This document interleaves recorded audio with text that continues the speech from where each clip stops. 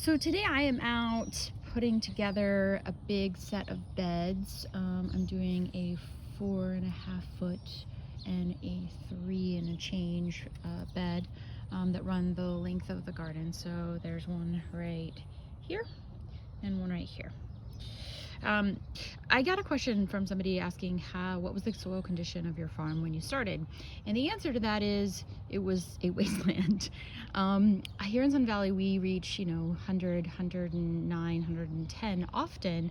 Direct sunlight, a lot of things take a lot of brutal heat here. The soil where it was at, it had just basically sand and clay and absolutely no organic material growing whatsoever. There were some ant farms and there were a few like weeds that would live in the high desert and that was it. So I spent some time bringing in like really good organic compost, and the compost that I use has a lot of heavy wood chip in it, but really finely ground. So you can see this stuff. This is it dried out. When it's wet, it looks very different, but the organic material and the kind of fine particulate settles down, and what I'm left with is this really fine mulch that sits on the surface, which kind of acts as a little bit of a mulch and a little bit of a water barrier as well. So there's bonuses to this. I added a bunch of the compost here, turned up all the weeds, picked a couple buckets full of weeds out of here, and then broke up the soil using a fork underneath. And when I first came, this did have to be tilled. I don't use tilling methods, but when I started, this soil was literally like concrete. So we had to start somewhere. So we tilled it up and started pumping it full of compost. Now this side I've just done for the first time, so there's a lot of work that's going to go into this. So I'm getting ready to put all of the treatments in that I use. And this is kind of my mix to start with. I use a Dr. Earth Pure Gold Organic blend. They were out of the one that I normally use. The one I normally use is this one, which is a premium tomato and herb and vegetable fertilizer.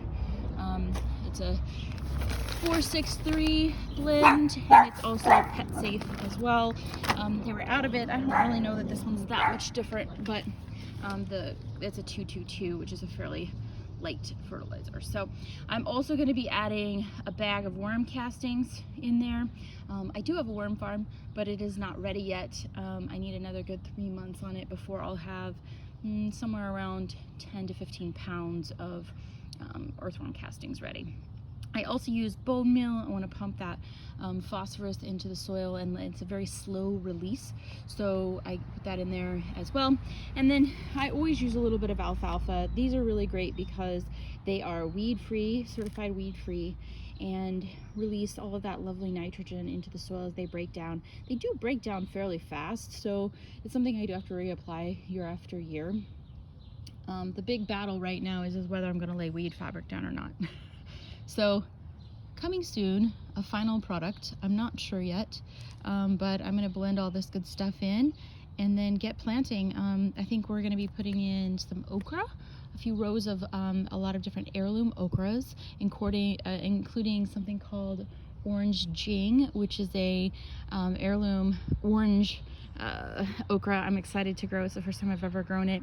We're going to be putting some artichokes in here, some additional beans. I want to help pump the soil full of nitrogen. This first year is really about building the soil and less about the product that goes into here. But I do want to, put product in that I can actually sell and at the same time build the farm. So more soon on this lovely area.